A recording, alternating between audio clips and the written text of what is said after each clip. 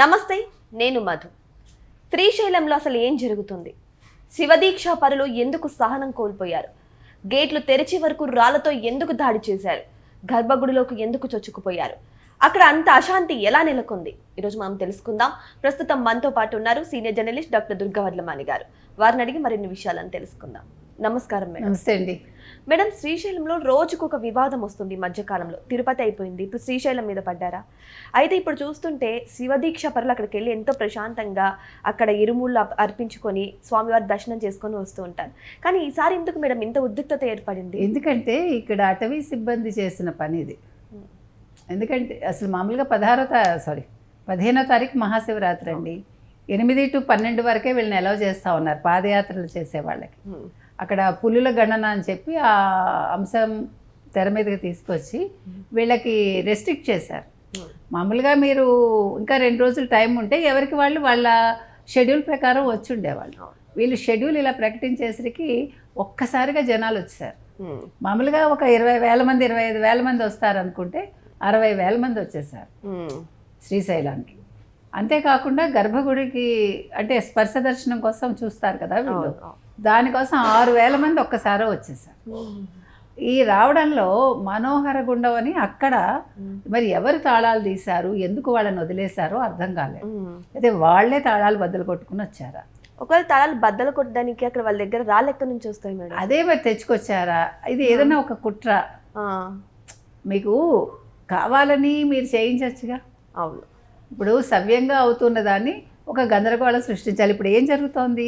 హిందువులే టార్గెట్గా, హిందూ దేవాలయాలే టార్గెట్గా మీకు తిరుమల కల్తీ లడ్డు వ్యవహారం నుంచి తీసుకుంటే అది అంతటితో ఆగకుండా ఇంకా కొనసాగుతోందా? ఇప్పుడు నంద్యాలకు చెందిన ఒక ప్రజాప్రతినిధికిను ఈవోకి ఈవో వ్యవహారం మింగుడు పడ్డల్లా. ఈవో శ్రీనివాసరావు గారు చాలా నిక్కచ్చిగా ఉంటున్నట్ట, టెండర్ల విషయంలో కావచ్చు మరొకటి కావచ్చు. తర్వాత అతనికి ఈ చైర్మన్తో కూడా విభేదాలు ఉన్నాయి.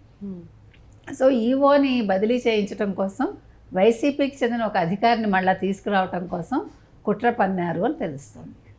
ఇది తప్పు కదా. అంటే మీ అవసరాల కోసం దేవుణ్ణి వాడుకుంటారు, భక్తుల్ని మీరు ఇబ్బంది పెడతారు. సో అక్కడ పోలీసులు అందుకని వాళ్ళు నియంత్రించాల్సి వచ్చింది. ఆ నియంత్రించడం లేదంటే మీకు ఏం జరుగుండేది? కాశీబుగ్గలో మనం చూసాంగా. అవును, ఎప్పుడు రాని వాళ్ళు ఒక్కసారిగా వచ్చేసి ఆ పెద్ద ఆయనకేం తెలుస్తుంది, ఆయన కట్టించుకున్నాడు, వాళ్ళు వచ్చేసారు. అట్లా ఇప్పుడు జనాలు వచ్చేస్తుంటే మన అన్నం మొన్న తొక్కిసలాట జరుగుంటే ఎవరిననే వాళ్ళు బాధ్యులను ఎవరిని చేస్తారు అంటే ఈవోని బాధ్యుడిని చేయాలి, అధికారులను చేస్తారు. అందుకోసం ఇంత చేశారు. ఇప్పుడు వీళ్ళందరూ కూడా ఈ శివభక్తులు కూడా ఒకేసారి రావడంతో ఇంత గందరగోళం ఏర్పడింది. ఇక్కడ అటవీ అధికారులతోటి సమన్వయ లోపం ఇది. వాళ్ళు ఆలయ సిబ్బందికి చెప్పాలి కదా, ఆలయ అర్చకులకి చెప్పాలి కదా. అసలు ఇప్పుడే ఎందుకు? 15వ తారీఖు తర్వాత పులుల గణన చేసుకోవచ్చుగా. అంటే హిందూ శివరాత్రిని కూడా వీళ్ళు టార్గెట్ చేస్తున్నారా? హిందూ దేవాలయాల్ని ఎందుకు మనం టార్గెట్ చేస్తున్నారు? ఎందుకేంటండి అదే చెప్తున్నాను. అంటే గందరగోళం సృష్టించి ఈ ఏమనాలి, ప్రభుత్వం మీద ఇవన్నీ వెయ్యాలి. కూటమి ప్రభుత్వం బాగా చేయట్లేదు, కూటమి ఇప్పుడు రాష్ట్రపతి పాలన కావాలి, వాళ్ళు అడుగుతున్నది అదే కదా. సో వీటి కోసం అన్నమాట. ఇప్పుడు మీకు ఎందుకు దేవాలయాలు ఇవాళ ఏంటంటారు, బాగా నిధులు కూర్చడానికి అవి మార్గాలు అయిపోయాయి కాబట్టి వాటి మీద దెబ్బ కొట్టాలి.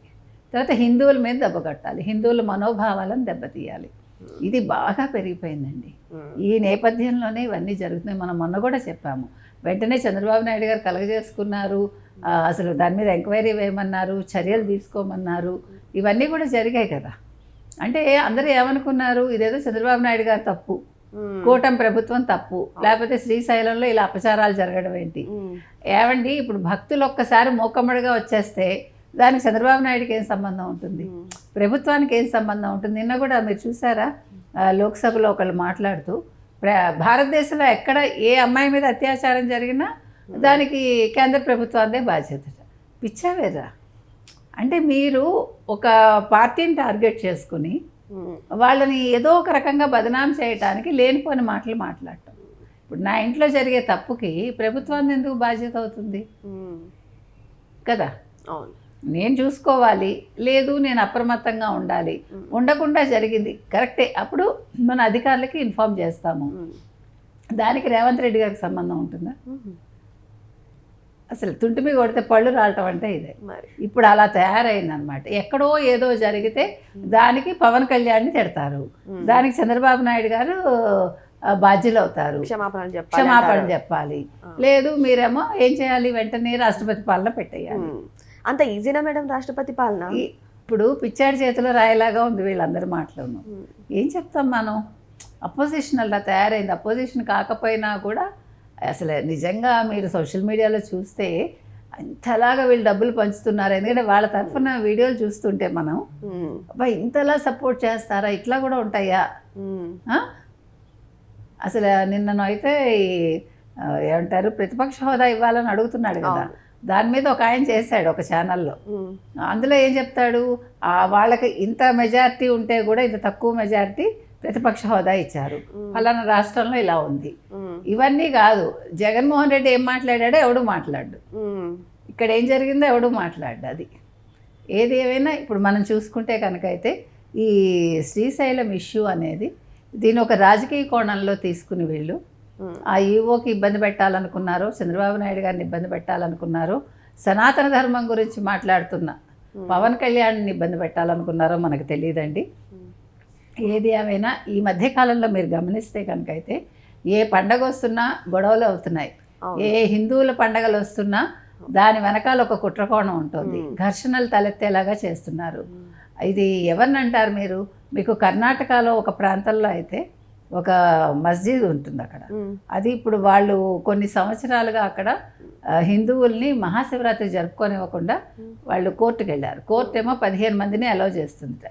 ఈ సంవత్సరం ఆ 15 మందిని కూడా మీరు అలౌ చేయకూడదు, ఇది వక్ఫ్ భూమి, ఇక్కడ ఓన్లీ మా మస్జిదు కార్యకలాపాలే జరగాలి, శివరాత్రికి ఎవరు రాకూడదని కోర్టుకు వెళ్ళారు. మనం భారతదేశంలో ఉంటూ సెక్యులర్ అని అంటూ మరి ఏంటంటారు మీరు? దీన్ని బట్టి అర్థమవుతుందా? ఇక్కడ బెంగాల్లో చూస్తే బాబ్రీ మస్జిద్ కట్టిస్తుందా మమత ఓట్ల కోసం, ఆవిడేం మాట్లాడుతుందో ఆవిడకే తెలియదు. ఎలా తయారయ్యారో చూసారా మీరు? మీరు అడుగుతున్నారు కదా ఎందుకండి అంటే ఇవన్నీ హిందువుల మీద కుట్రలుగా మనం చెప్పాలి. మరి కుట్రలన్నిటికీ కారణం హిందువుల ఐక్యత లేకపోవడం వల్లే అంటారా? ఖచ్చితంగా లేకపోవడం వల్ల ఇప్పుడు కొద్దిగా వచ్చింది. ఈ మరో పక్క మీరు చూసుకుంటే ఈ శివ వైష్ణవ భేదం పెట్టడానికి చిన్నజీయర్ లాంటి వాళ్ళు తయారవుతున్నారు. సో మీరు ఎవరిని అంటారు? కాబట్టి ఐక్యత మనం తెచ్చుకోవాలండి. ఇక్కడ మీరు శైవులా వైష్ణవులా అని కాకుండా హిందూ ధార్మిక వ్యక్తులుగా మిమ్మల్ని భావించాలి. మీరు ఏ దేవుడిని నమ్మితే ఏంటి, మీరు హిందువుగా ఉన్నారా లేదా? అక్కడ శివుడా విష్ణువా కాదు, శివుడిని నమ్మే వాళ్ళందరూ విష్ణువు దగ్గరికి వెళ్తారు, కానీ విష్ణువు నమ్మే వాళ్ళు ఎవరు శివనామస్మరణ చేయటానికి కూడా ఇష్టపడరు. మరి అది తప్పు కదా. సో ఏదేమైనా సరే జరుగుతున్న పరిణామాలు చూస్తుంటే హిందువులను రెచ్చగొట్టడానికే, వాళ్ళని విభజించడానికే ఈ యొక్క పరిణామాలన్నీ చోటు చేసుకుంటున్నాయి అన్నట్టుగా కనిపిస్తున్నాయి.